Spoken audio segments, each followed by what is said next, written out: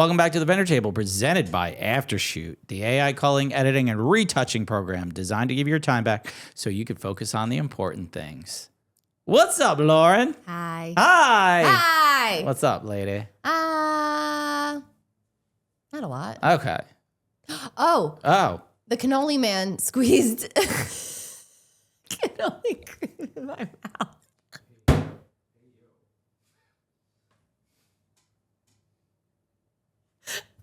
I probably should have prefaced this that there was a cannoli man at a wedding I shot recently, and I was wearing my Invisalign, and he asked me if I wanted a cannoli, and I said, yes, I would die for one, but I can't eat the cannoli right now because I can't take my Invisalign out. So he said, open up, and I said, okay. Thank you, Daddy.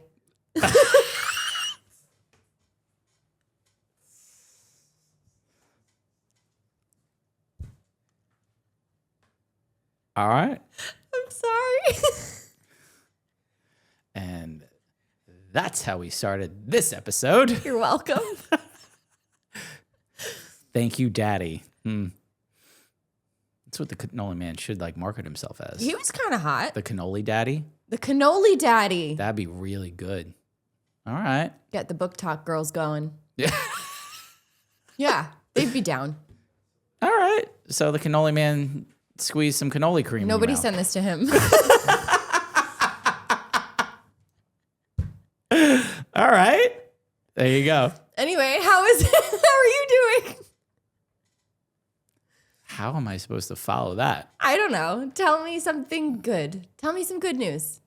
Do I have good news? I don't even know. I feel like things are great. Yeah. Sat at my pool. That's great. Right? Yeah. It's pool days. It is. You know what happens? I get overly intoxicated in my own pool. And literally I have found that I just float around like a beached whale. I love that for you. It's great. I had spiked Arnold Palmers. Was it a happy? No. You know what those are?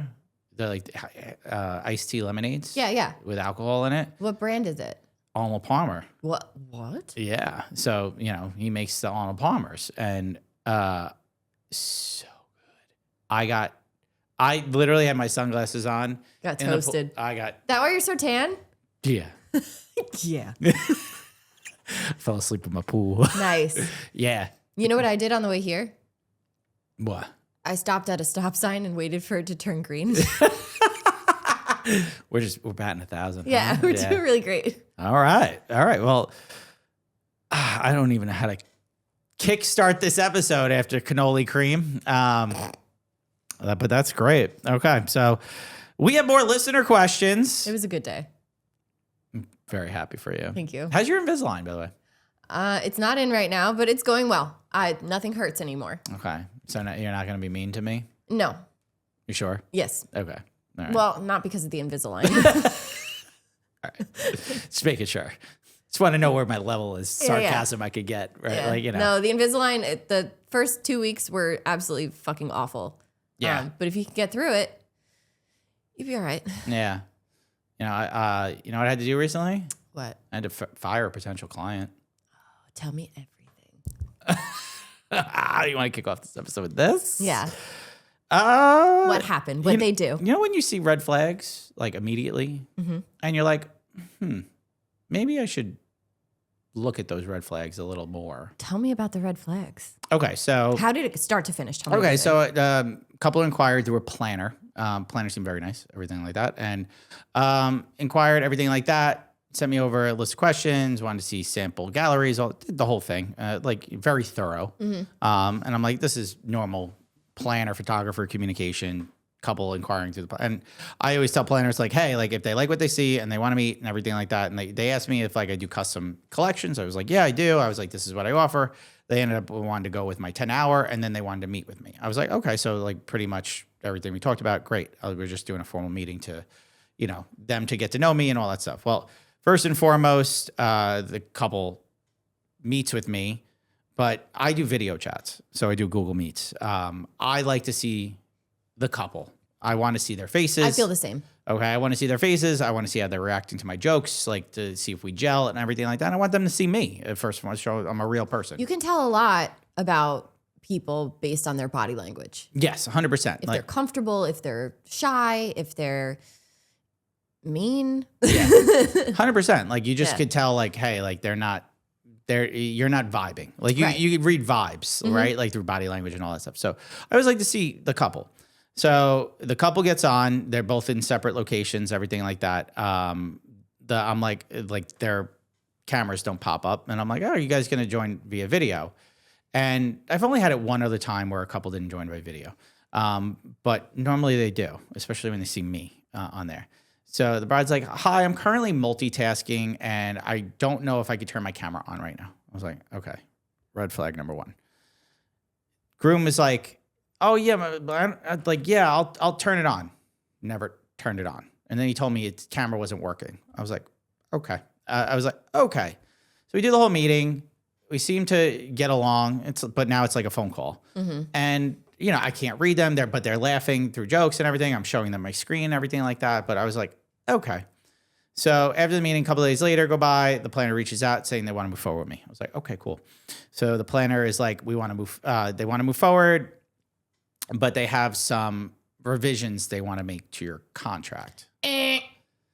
Red flag, glaring red flag. Nope. Anytime. It's like the sirens from Kill Bill are going off right now. So I talked to my wife about it. I send it over to our Facebook mods who are all photographers, everything like that. Like, hey, give me some feedback on this kind of thing.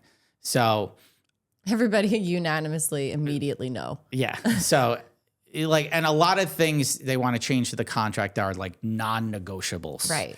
Like limit of liability and things like that. They want like terms changed and conditions changed. And I'm like, absolutely not. So they're asking, it wasn't even like, because, we've talked about this before where people are asking for clarity on certain things. Like they need something explained, like in layman's terms. Yes. What a certain clause or terms mean. Yep. This was not that. No, it was not that. No, because I've had to explain parts of the contract. Like people are like, what does this mean? And part of their email was like, can you explain what this means? Can you but a lot of them wanted revisions. And that's where I don't revise my contract. The only time, and they asked for it, was like, would you do privacy? And I said, I was like, it's all or nothing though. If you want a privacy clause, I will absolutely put that in, but please note, like, it is a complete privacy clause. I am not sharing your images anywhere. They won't be on portfolio. They won't be like your gallery will be hidden on my Pixie set. Everything will be like, I take that very seriously. So I have no problem revising a, like you're not going to go to the couple to ask for their approval to post certain, it's just more work on your end to do that. Exactly. So I just enact a privacy clause, they initial it, boom. So I was like, okay, so once I saw that email and it was long, it was very long, a lot of questions on it. I was like immediately turned off. So I wrote back replies to every single point, every single one, spent way too much time on it because I knew at that point I was not moving forward with them, but I was going to be respectful and I was going to be professional and reply to this planner. Well, they came back and they wanted to change the liability. And I was just like, I took a minute. I took the weekend. I was just like, I'm not replying this till Monday. So I replied today, which the day we're recording, and the planner called me and I told the planner, I was like, listen, this is immediate red flags. Like everything that was laid out, these are red flags. And she's like, they seem like a really nice couple. They don't seem like they're going to be an issue. They have lawyers in the family, blah, blah, blah. And I was just like, listen, you're going to be hard pressed to find a photographer that agrees to any of these terms. Right. Any of these terms. And I said, I was just like, if they think they're going to kind of bully a photographer into doing this, I was just like, this is a venue I've worked at countless times. I have incredible couples at that venue every year. I mean, I work at this venue all the time. So I was like, this isn't like a dream venue or a destination or anything like that where I'd be like, I'll suck it up kind of thing. What I worried about is like, okay, they might be fine on the wedding day. It's the after. It's the after. What are their demands going to be after? What are they going to try to do after the fact? What are they going to ask for after? And I'll be honest with you, I'm at the stage of my career now where I want couples that I fucking vibe with, that I have no issues with, that after the fact, they want to use me for their family photos for 10 plus 20 years and that we get along great. And because I'm at that point in my career where I don't need a fucking headache. If it's not a hell yes, it's a fuck no. Yeah. 100%. And it wasn't a hell yes after the initial meeting. I didn't think they were going to move forward with me. But when they did, I was just like, all right, it's a good date.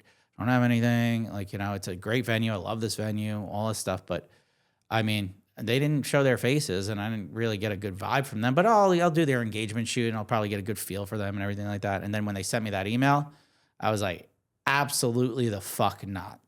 Absolutely the fuck not. I'm done. So trust your gut first and foremost. And I think, like, after talking to the moderators and you and my wife especially, like when my wife is like, could read anybody and she was just like, don't take that one. It's just bad news all around because there's lawyers in the family, right? Like they're already kind of like pressing buttons and pushing boundaries to see what they can get away with. And then that's just going to be a nightmare to deal with later on. And it might not even be from them. It could potentially be the family. Yeah. Which is even worse sometimes. Yeah. So like you made the right call. Right call. I think I did. So yeah. So that was, So if you ever had to fire a client or a potential client, no, this is not the first one. DM us. If you ever had to fire a client, I would love to know the story or the reasons why you decided this was never going to work. Yeah. No, that'd be a good episode. Yeah. Ooh, good episode. Reasons why you fired a client. We're doing that. We're going to put a question box up. Okay. We're going to email. I got to text Lauren. That's a good one. Yeah. All right. Yeah. Lauren, put the question box up. Other Lauren. LT. All right. So, now we're into listener questions. We're back in. Okay. Where we left off was Mike's favorite subject. I don't want to talk about this one right yet. This is long.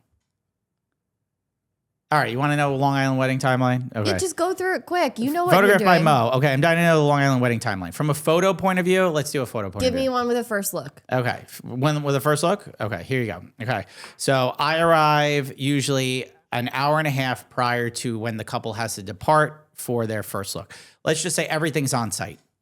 Scenario. Okay, yes. There's so many different variables, but here's the scenario. Everything's on site. They're getting ready, the ceremony, reception, and photos are all taking place at the same location. Okay, so I arrive usually an hour and a half prior or an hour and 45 minutes prior to when the couple does their first look. I do getting ready, details, flat lay. Yes, flat lay. The whole getting ready moments, stuff like that. Usually the first 20 minutes are spent doing the details. After 20 minutes, the bride starts getting ready, doing like some portraits or candids of like the bride and her bridesmaids and everything like that, champagne. Then the bride gets in her dress. We do some solos of the bride or the mom helping her get ready, all that stuff. So that is the getting ready portion, and it takes about an hour and a half to complete. The groom is an hour getting ready. The groom's easier. All that stuff. And if it's two brides, an hour and 45 for each. About, yeah. So then we go first look, right? Always add buffer. So if you're saying like, okay, it's an hour and a half, add 15 minutes just to set up the first look. First look takes 5 minutes to do. And then usually you go into portraits then after. So you could do it one of two ways. You could do portraits or wedding party. I usually do wedding party because they're all there. They're all ready. Get them done out of the way, and like then they could go off and drink and do whatever. Usually about a half hour for a wedding party, depending on the size. Then we do a half hour for couples portraits, if not an hour if we have the time, and then a half hour for family photos. Usually family photos take 15 minutes. If it's just immediate or if you have crazy aunts and stuff like that you need, it's a half hour. Then you go into ceremony. Ceremony call. You always want to end 15 minutes prior to ceremony call time. Yeah, I try to do like an hour just to give them like breathing time. But if at the very minimum, I usually do like 15 to 30 minutes. Yeah. So like say like guest call is 6:00. Okay. And the ceremony's at 6:30. you would just do, I would end my photos at 5:45. So it gives them buffer time. They could do their rehearsal or whatever. Ceremony, 6:30 to 7. It's a half hour. A cocktail hour, 7 to 8. This time of year, sunsets around 8:15, 8:30. So you get golden hour around 7:30. The couple goes and enjoys their entire cocktail hour. We pull them for 5 minutes to do sunset photos. Like usually it takes like 5 to 10 minutes to do their sunset photos. If there's a good sunset, if there's no good sunset, we just leave them be. We go into the reception and we photograph the details of the reception during cocktail hour. And then reception is, what would that be? That would be 8 to 12 or whatever it is. And we usually end as photo time an hour prior to the reception ending. So 10 hours. 10-hour day. So that's photo. That's a photo timeline. So I assumed you wanted to know as we're photographers, but with a planner timeline, it's much different. With a florist timeline, much different. I feel like you would love to make a TikTok about this, like various different timelines. Oh, I'm totally breaking them all down. I'm gonna. I know. Just gave me the idea. Thank you. You're welcome. Yeah. So I feel like this would make you so giddy. I'm gonna get so excited doing So this. tittillating for Michael to talk about his timelines. I'm sweating right now from this. In all fairness, that was probably the quickest he could do it. Yes, 100%. Okay. Do I read God, this? these are all for you. Okay. Caitlin. So we're super excited to announce a partnership with Aftershoot. Aftershoot AI is designed to speed up and simplify every step of the process from importing, culling, editing, and exporting. Aftershoot truly changed the game for us as wedding photographers. I love Aftershoot. Isn't it so great? Yeah, culling is super easy. Editing is super easy. You train your own profile based on the way that you edit. It's so good. You know what my favorite part is? What is it? Unlimited edits. Isn't that great? Like, it's just you pay one price per month or per year. You're locked in. Amazing. Edit as much as you want on the go. Like you could be on an airplane and it works. Okay, I changed my mind. That's the best part. Like love that. Like you be on the go. You don't need internet to work the program. It is so simple, so easy to use, and it's incredible. And I think you guys should try it out. You can cull thousands of photos in minutes with AI that helps identify the best selections. Build an editing profile based on the way that you edit, or you can even select one from top industry pros. Export right into Lightroom, Capture One, or Bridge for fast and accurate results. So with an Aftershoot subscription, you get an all-in-one AI assistant that can cull, edit, crop, straighten, export, and now you could also retouch using it as well. No paying an extra, it's all included. You can try it for free for 30 days using the link in the show notes and use code TVT15 for 15% off a subscription purchase. Wedding vendors. Do you need a contract? The Legal Paige is a legal education platform for small businesses and a contract template shop. They help you get legally legit in minutes. So we're super excited to partner with them. Lauren, I know you've been using them for a long time, and I started using them last year. Damn. Listen, on top of being one of my favorite people in the universe, Paige has created such an amazing resource for wedding vendors. They are the resource for wedding pros looking for full-length contracts, short forms, a la carte clauses. So whether you're a photographer, videographer, planner, florist, DJ, you name it, the Legal Paige is a contract that will make your business legally legit. All contracts have been reviewed and critiqued by industry-leading professionals and come with free future updates made by the Legal Paige's legal team. So Paige also is a retired wedding and family photographer, but she is an attorney, so she has a very unique perspective and expertise when it comes to photography contracts. She offers free education through their blog posts, podcast episodes, and YouTube channel. You know what's super cool about this, Lauren? What? We got a code. I love codes. Right? So you could use code TVT10, and you know what that gets you? 10% off. Anything in the shop. So you want to get your business legally legit? Check out the Legal Paige. You ever just feel like you're playing catch up with inquiries? Nuh-uh. Why not? Because I have HoneyBook. Isn't HoneyBook like the absolute best? Yeah, it's been game-changing for my business. It is like the biggest game changer for wedding creatives, for wedding vendors. You don't understand it until you're in it. Everything is fully automated. You can have the AI like pretty much take care of everything for you and only just personalize everything as you go. Exactly. So like now the second someone inquires, they get automated personalized messages without like lifting a finger. Mm-hmm. That's like the biggest thing for me. I'm getting back to my clients quicker. I'm giving them like personalized responses. You can't beat that with a CRM platform. No, my workflow on the back end has been so much more streamlined since signing up with HoneyBook, I think 4 years ago. It's like having a business partner that just makes you look super professional. And follow-ups handled. You don't even have to think about it. HoneyBook keeps everything running behind the scenes. Which means more book clients without the stress. honestly, if you're still manually chasing leads, it's time to switch to HoneyBook. Do it. Get your time back, grow your business, start your free trial today with the link in our description. This is an anonymous submission. A few episodes ago, Michael was talking about how he almost books every inquiry he gets. What steps have you taken in your business to get the right inquiries coming in and not wasting your time with couples that aren't your fit or aren't in the right price range of what you charge? Number one, put your starting prices on your website. So that way that eliminates the window shoppers that are just price inquiring or price shopping. That's first and foremost. That has worked for me for years. I feel like that works really well. I know a lot of photographers that don't do that. Personally, it works for me. I just put starting prices. I don't put my full pricing. Starting at this price seems to work. So the inquiries I know coming in see that first and foremost. They know, hey, I have the budget for that, and they want to work with me first and foremost.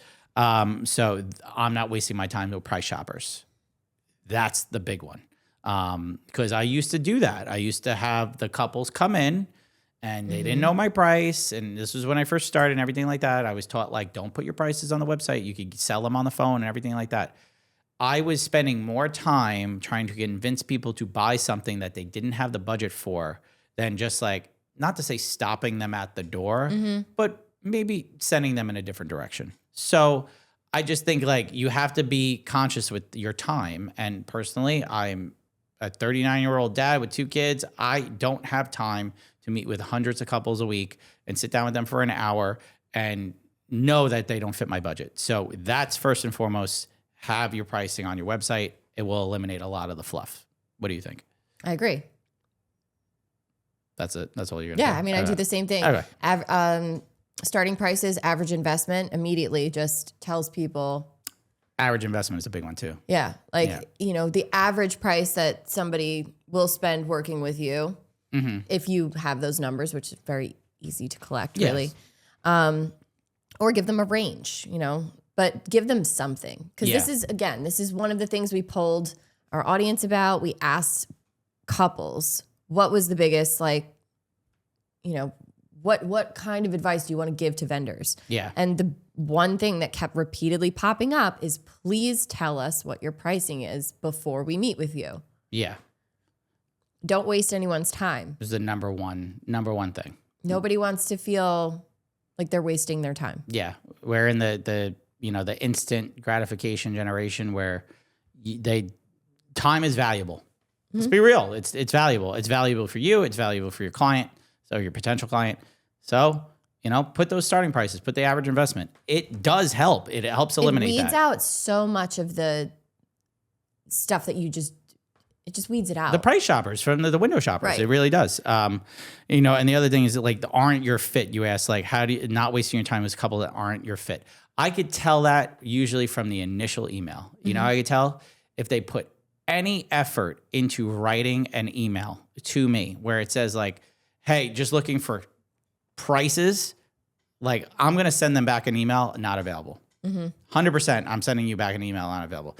If you didn't take the time to, like, just, like, send me a little line about, tell us about yourselves. Yeah, like, just, like, what your day is. It doesn't have to be long, but put a little, hey, like, I'd love to find out your pricing and packages for 2025. Love your work. Love what I see. Like, this is the vibe of my wedding, things like that. So we get a good idea, like, who you are and everything like that. Like, no joke, I have had couples inquire with these beautiful, thoughtful emails. Oh my God, those are my favorite. And, like, it might not be for a venue I love, but they seem so genuine and so nice that I'm like, hey, like, you know what? They seem super, let me meet with them. Maybe we're a good fit. Then I meet with them and it's like, hey, we have a great connection.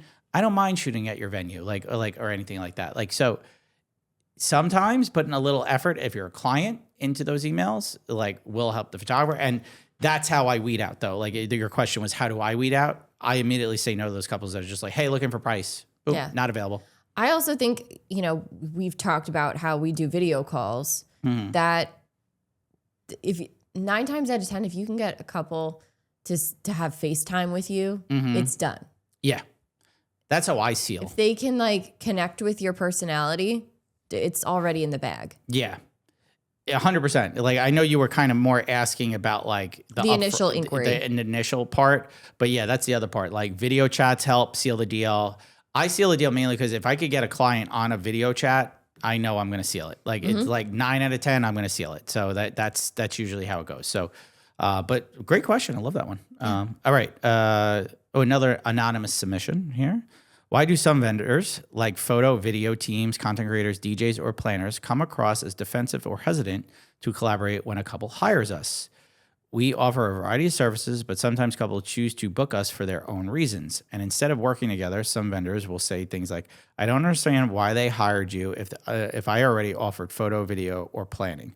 Why does it feel like a competition instead of a team effort? Question mark. Okay, so this is from a photo booth person. Yes, but I guess they do they have multiple services that they offer, like planning and for whatever. I think what they're saying is, this is what I took it as. They're a photo booth company. A lot of these other vendors offer photo booth. So like, like a DJ offers a photo booth, a planner offers a photo booth, a photographer offers a photo booth, but like there's just photo booth companies out there. Because they want what they want. Yeah, that's at the end of the day, the couple wants what they want. They like your service. So I don't see why people listen, person who wrote this anonymous. I'm just as baffled as you are. Yeah. To be honest with you, that's just an ego thing. 100% an ego thing. This is an ego thing. Why wouldn't they hire me? Because maybe they don't like you. I don't for this particular thing. Maybe they liked what this other person had to offer better. Yeah, that's literally all it is. That's it. You offered a better service than them. They're bitter about it, and shut the fuck up. They could shut the fuck up. Not you. Yeah. Them. You seem very nice. Yeah, you seem wonderful. I'm sorry this is happening. Yeah, just at the end of the day, keep killing it, keep crushing it, keep offering your service, and say to them, be like, hey, like if you ever want to do like a package deal or partnership or anything like that, get to know them a little bit. Maybe they're not as bad, kind of thing, and they might be suffering. You never know. So like usually it comes down to like maybe they're not getting the business booked and they're just bitter. That's all. So bitter. Another anonymous one. Oh boy. I'm next. You read it. Oh. Didn't we talk about we talked about we this. did. Why don't vendors post pictures of certain weddings? That's mainly because of the Instagram grid. Instagram grid, or maybe they had a bad experience at said wedding. There's so many factors. There's so many reasons. It's probably because of the grid. It's probably because of the grid. Some people just don't post every wedding. I personally don't. Yeah. I get social media paralysis. Yeah. I've talked about this multiple times. So do I have so many things that I want to post that I end up posting fucking nothing. Yeah.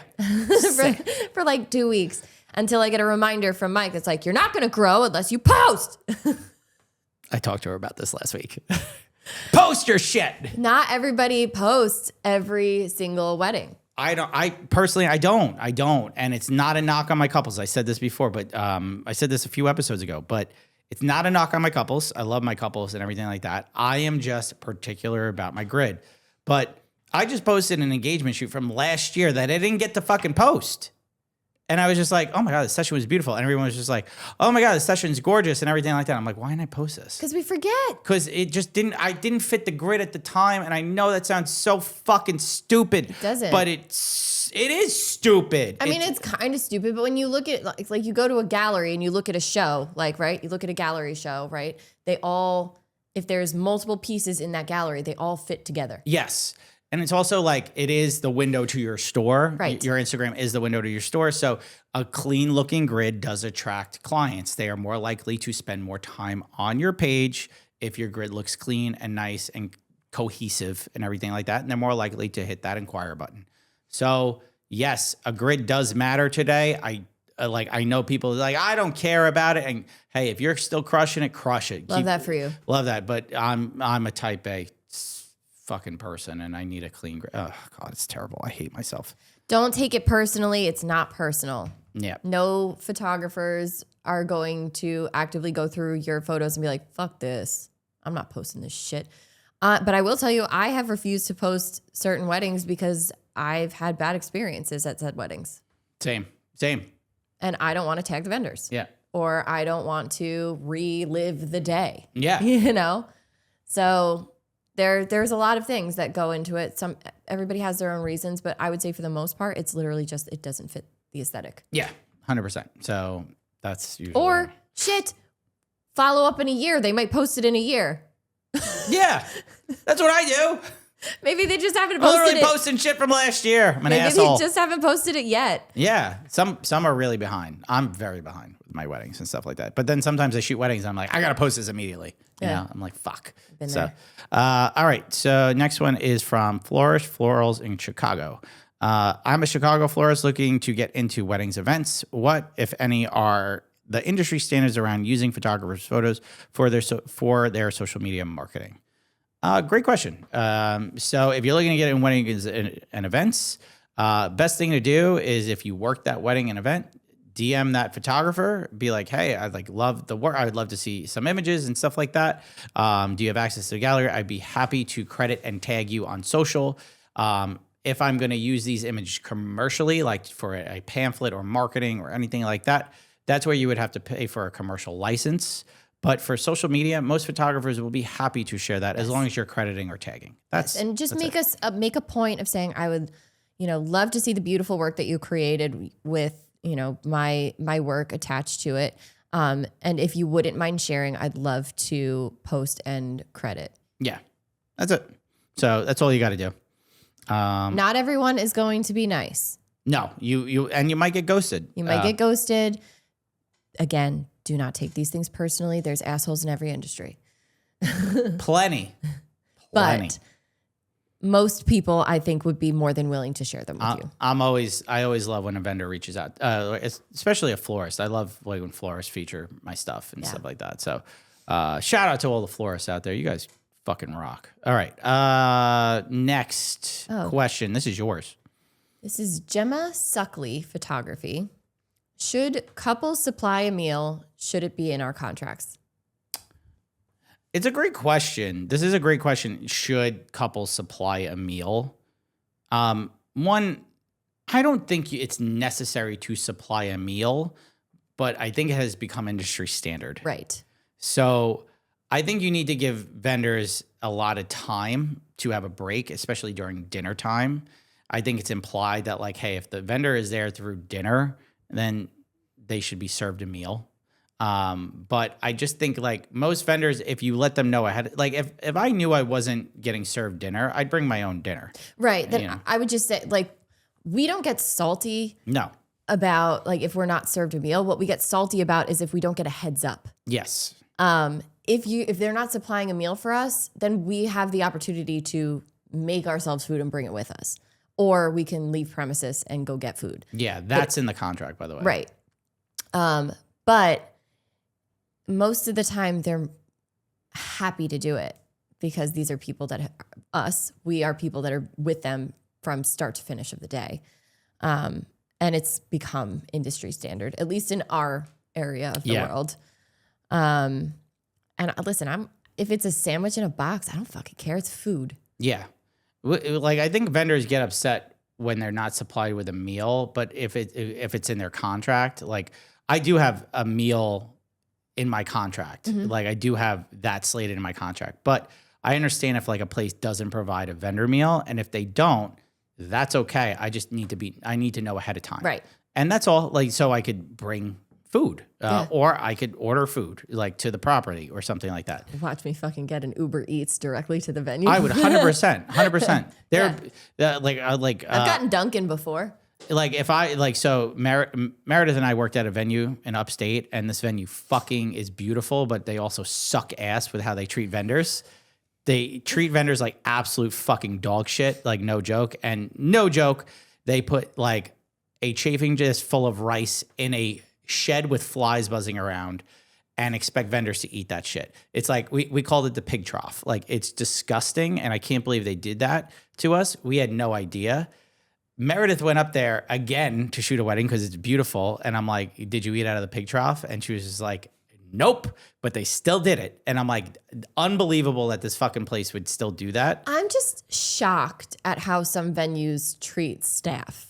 Like it's yeah, because that was for the vendors and their staff. Right. Like really? I asked her, I was like, did you order Taco Bell? Like there's bugs. Like it was disgusting. We literally looked at it and we're like, I'm not eating that. And I was just like, I'm not eating that. And so There are guests in the other room who are eating like a beautiful fucking meal, and you served us like slop covered in bugs. Yeah. Like, it doesn't have to be anything fucking elaborate, but at least like, hey, like if you're the one thing that we get OSHA would hate it. Yeah. The one thing that I think peeves vendors is more the fact that like, hey, like if the couple paid for the meal and they're paying top dollar for a meal, but like the vendors are being supplied with like slop, but the couple paid $150 for the dish, that's fucked up to the couple. Yeah. Because at the end of the day, the couple is paying top dollar for you to serve and that has happened. Yeah. So like I've actually had couples ask me, were you fed? And I'll be completely honest. Yeah. Oh yeah, I was fed. I had a good meal. But there was 2 times. But there was a time. There were 2 times for me where the couple asked, hey, were you fed? And I was just like, no, I was not. And they were like, what? We paid for meals. And I was just like, well, I was like, you should take it up with your sales rep or whoever, booked it and get your money back. 100% you should get your money. Yeah. And they're like, so sorry, blah, blah, blah. And I was just like, you don't need to apologize. I'm okay. I'm fine. I had snacky snacks. Snackies. I'm good, but get your money back. Meredith was one of them. Mm-hmm. Meredith was one of the couples. She was just like, what'd you have for dinner? I paid for a full meal for you. And I was just like, oh, they served us a pasta dish. And she was like, what? Are you fucking serious? Like, she's like, I paid for a full meal, not a dish of pasta. That cost them $1.50. Yeah. She was pissed. She got her money back. So, yeah. So that's, we talked a lot about food. I know. I'm still so hungry. All right. Do you get the next one? No. Take the next one. I don't know. Okay. Zanico Productions asked, when a client has a wedding planner, is all communication with the planner or do you talk to the couple? Depends. It depends on the level of clientele. There will be full service planners that will do all the communication, everything. All the couple does is sign the contract and everything like that. That's usually at the higher end luxury market. But for me personally, I do want to have some communication with the couple. So, but yeah, there will be levels where planners have full on just, direct contact with you and stuff like that. Matt, you do that a lot, don't you? Like the planners, you can talk into the microphone. Matt's so fancy. This is Matt's voice. Hey guys, what's going on? Matt has How's a mic. everybody doing? So because Matt and his wife Jenna own Silent Capture, and they deal a lot with planners. They've done celebrity weddings, stuff like that. Have you had a planner just do all the communication? You did not communicate with the client? Yes, that's happened. That's happened. Okay. So there you go. So yeah, it varies. It's rare, but it happens. But you like at that higher end, you might have that couple. So, all right. I'll take the next one. Okay. So this is from Ash Alps. At 33, is it too late to break into the wedding industry? I just had my wedding and I loved every second of the planning process, research, logistics, etc. I'm a consultant right now and have this idea of being some sort of wedding consultant for couples. A lot to flush out still, but unsure if I'm too late to the game, plus how much research to do to see if this is actually something couples need or something couples want. Thank you in advance. So, Ash, I will tell you first and foremost that I got into the wedding industry at 34 years old. I went full time. It is never too late to get into never too late. Never too late to get in the industry. So, you could be 50 and get into a new career. It doesn't matter what age you are. So, if this is something you're looking to do and look into it, you're never too old to do it. However, if you're still unsure about it, might I recommend maybe working alongside a planner, shadowing a planner, or in any other way, just gaining experience first, directly involved as someone who is a vendor rather than a bride. Yeah, 100%. Because it's very different from your end versus this end. Yeah, like planning a wedding as a bride versus planning a wedding as a planner is a whole different ballgame. Yes. You are constructing somebody else's vision and dealing with many different personalities. So that has to be something that you need to prepare for in a different capacity than as a bride. Yeah, because you hear a lot of bride planners or like brides There's that become a lot of this going on right now. yeah, a lot of brides that like they're like I planned my own wedding and I'm going to become a wedding planner. That's great, okay? And then they jump in head first and they have no idea what to expect or what they're doing. So I think learning, shadowing, assisting, all things that could help you. So if you're looking to break in the industry as a planner, particularly, like assist. Go for it. Go for it. You're never too old to do it. Never too old to break into it. So 33 is never too old. No. Okay. You got the next one. Jenny G Photography asks, do you guys prefer sitting at the table for dinner with the other guests or vendors, or would you rather sit out of the way in a different part of the venue? I prefer the latter, so I don't have to engage in small talk and can decompress. I prefer the latter too, Jenny. Give me that small little room in the back and a little table to decompress where I don't have to talk to anybody.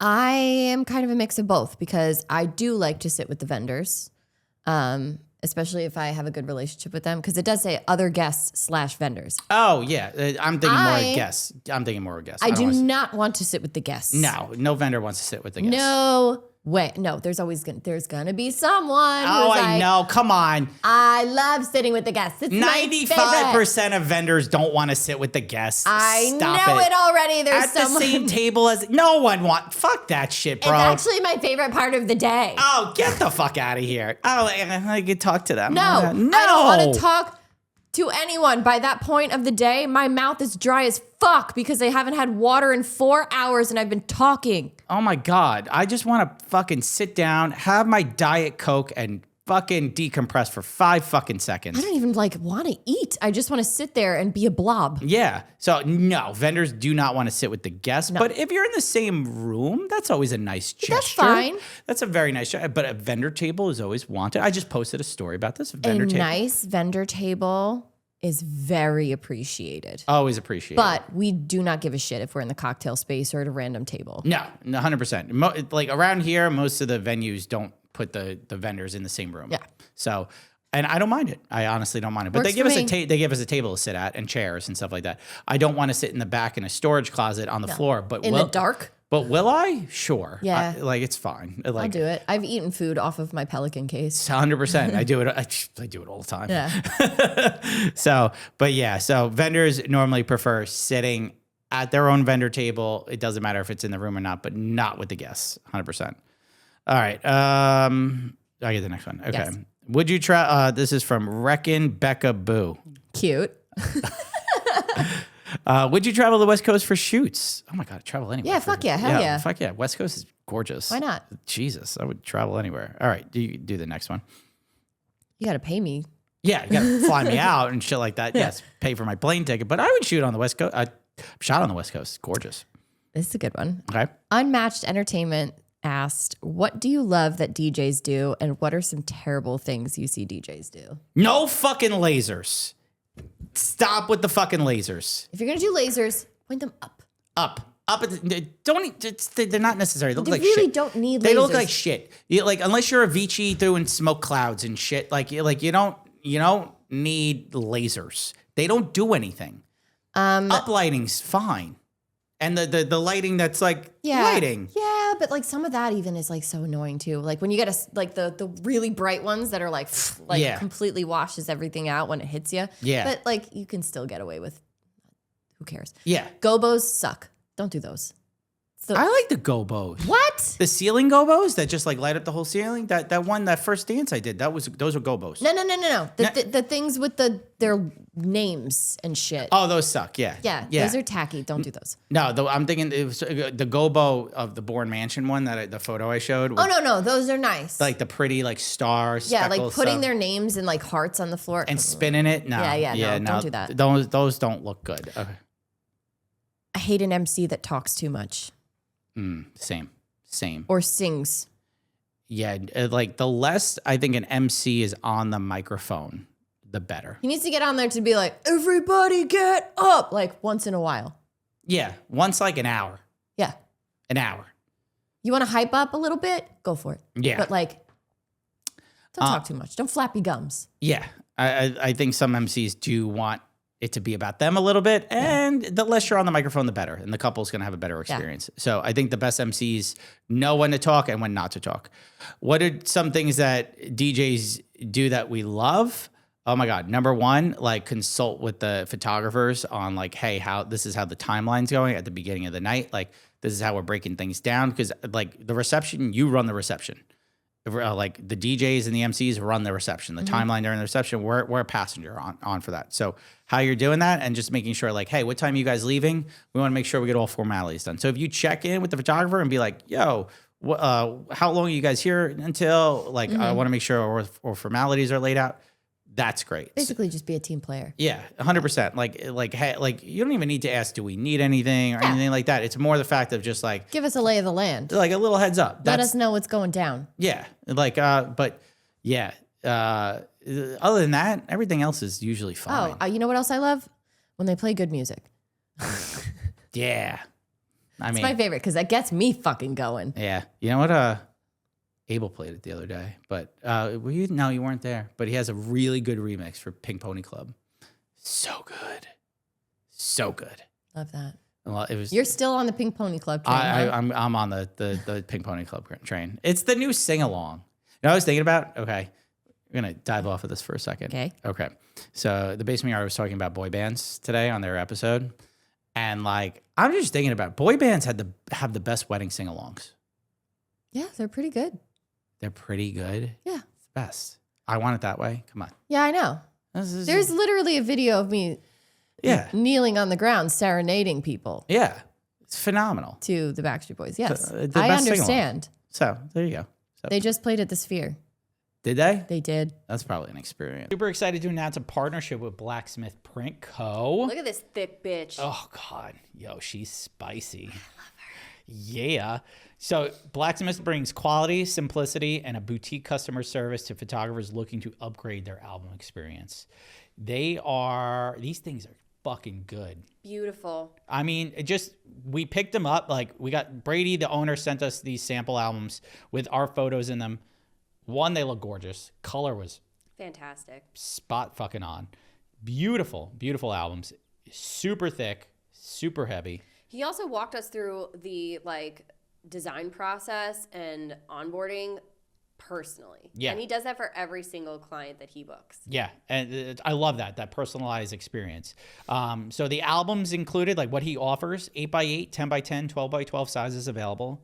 So included with an album purchase is premium packaging, free shipping, any cover material. They have leather, linen, embossed names, raised letters, cameo window option, and embossing foil so you could see your names and everything like that. 90% of orders ship within 7 business days, and ordering is super easy right through the website. Blacksmith only takes 30 to 50 new photographers a year who are looking to order 15 albums a year or more. A special offer for Vendor Table listeners who qualify will get $500 of album credits towards your first sample when you mention the Vendor Table in the How Did You Hear About Us section when applying on Blacksmith's website. So check them out for yourself at blacksmithprintco.com. We just want to give a special shout out to Maru, one of our sponsors. Maru is a modern payment experience for the weddings and events industry. Maru has added some incredible new features, including the ability to send contracts, create itemized invoices, and our personal favorite, the ability to pay contractors. Love this. Yeah, like that makes me so happy to have a platform that if I need to pay like an associate or a second shooter, I'm paying them right through Maru. It just goes right to their bank account, makes things so nice and easy. It's also so neat and organized. Yes. You can find anything. Super organized. Like, I love it because I'm just like, hey, I got to print it out at the end of the year, send my accountant over for tax purposes and all that stuff. Perfect. It keeps things so nice and neat. Maru is a community of 10,000 plus wedding and event professionals, and it's growing. They offer seamless transactions and a hassle-free payment experience. They make it easy for you to focus on what you do best, creating memorable experiences. So we went over, but with Maru, you could create and share your contract, accept and make payments without processing fees, offer clients a simpler experience, no need to sign up, just pay and go, and pay your contractors, something we both love. So it also keeps all your payments neatly organized in the central hub. You could sign up for free at maru.us/TBT.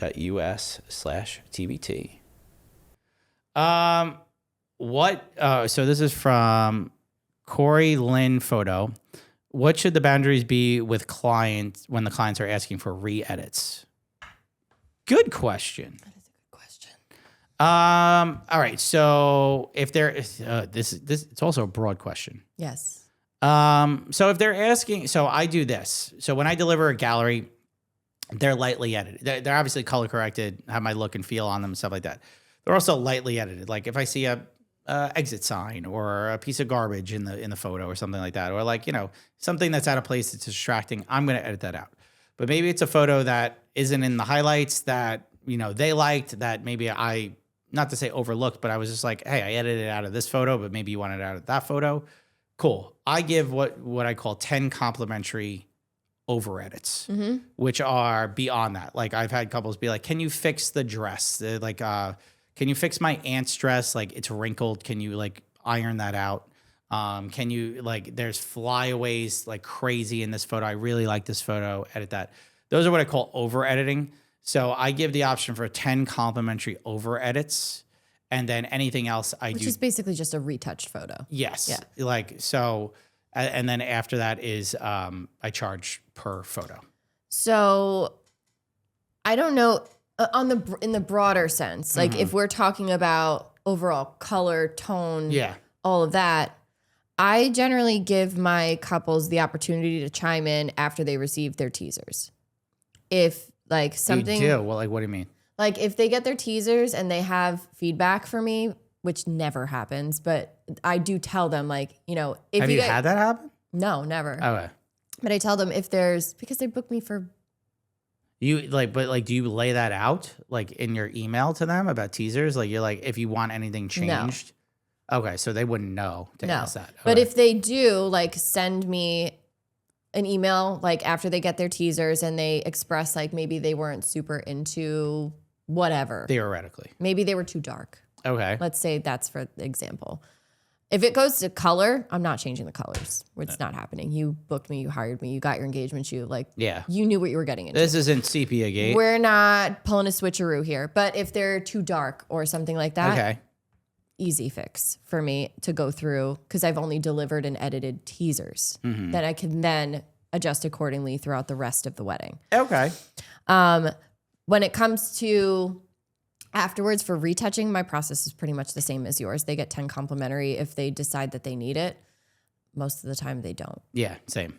I don't let them know that unless they come back to me like, hey, can you edit this? And I'm like, yeah, I could, if you want 10 complimentary. I did it for Jenny and Mike, Legal Paige, who I adore them, and I'm doing a style shoot there, and I'm very excited about that. Like, shout out Jenny and Mike. But she wanted, like, she had like a few photos that she loved, and she had like a streak of blonde in her hair, and she wanted it edited. And that's like kind of beyond the scope. Like, I wouldn't know that. And like, so she told me that. So I edited that for her and stuff like that. So those are things that you could do on beyond the, I guess, like, the expert retouch. With regard to this, it's really important to express these boundaries before they book. Like, it should be in your contract. They should be able to read it. You should be able to refer back to your contract and be like, Yep. no. Like, if it goes against your policy, you say, this is in the contract. As per my contract, this is the process. This is what we go through. Like, and that's it.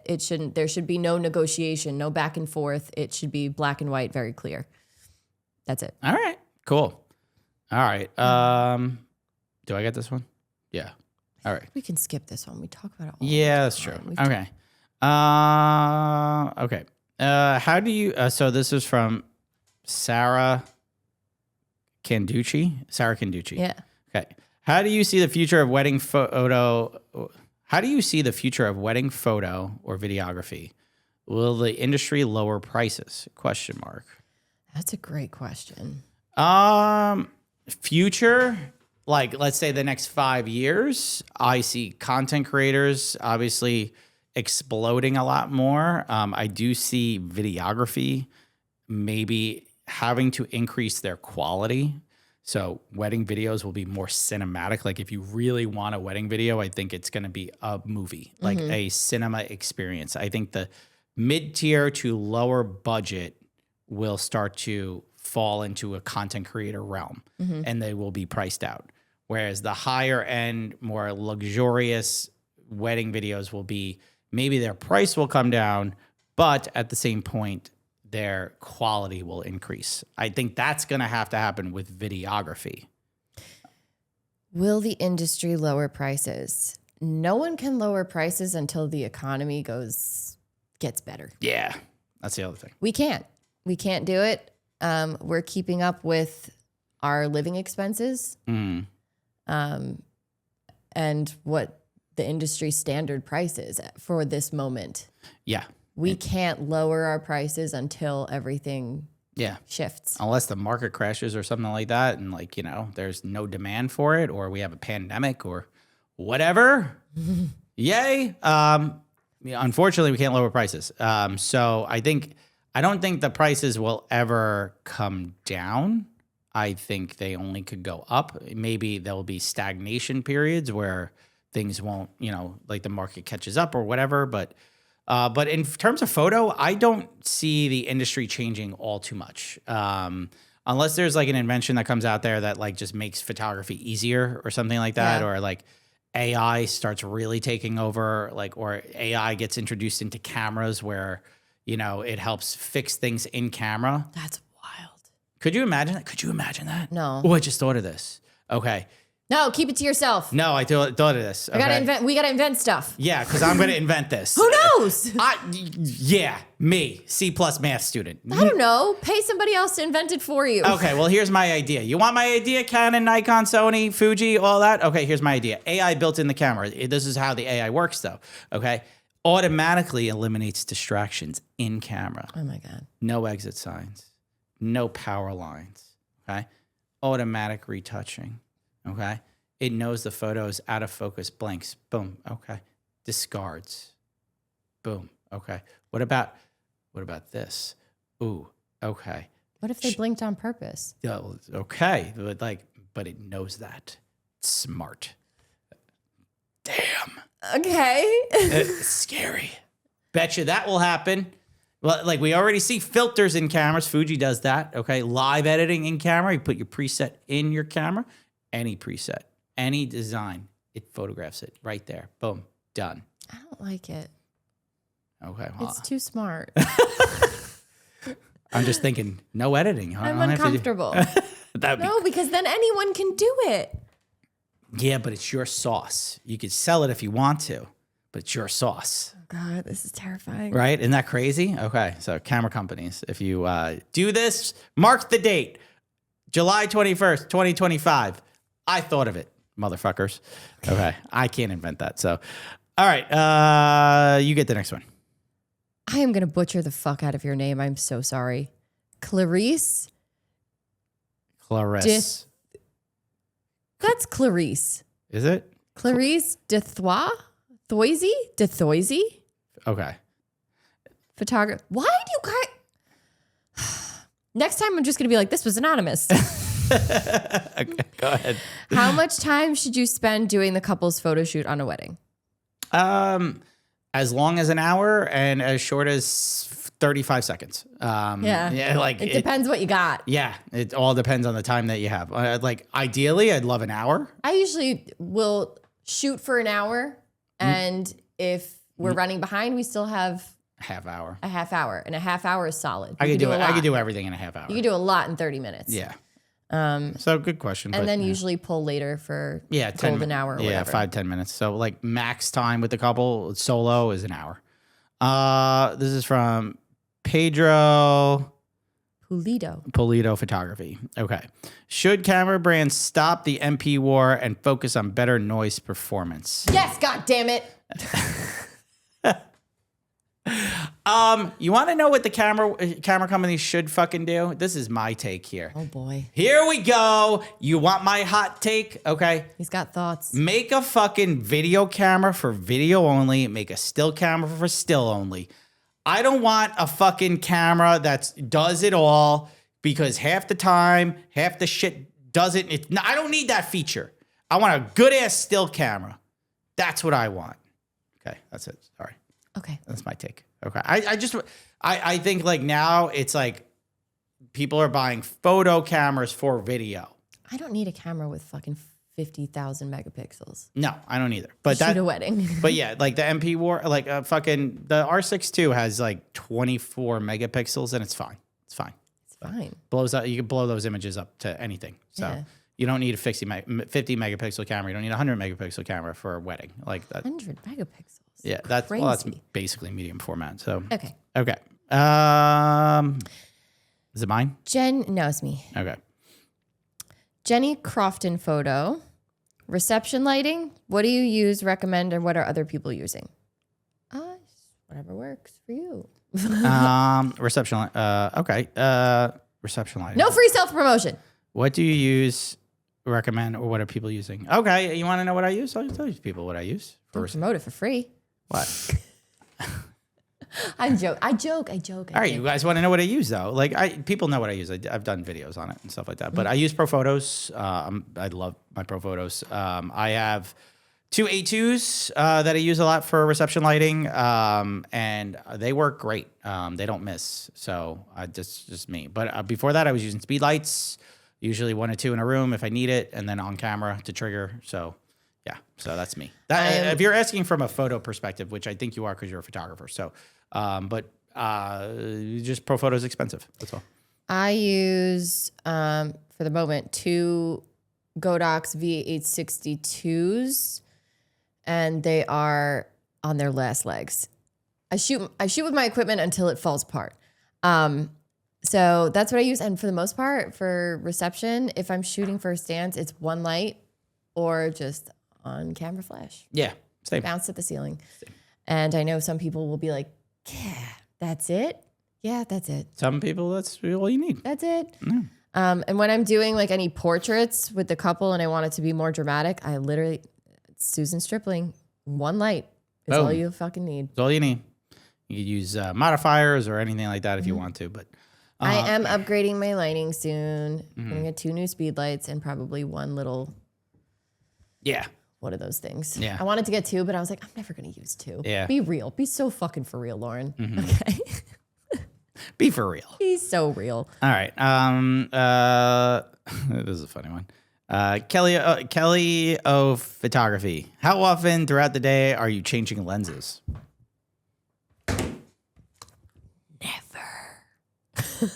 Me either.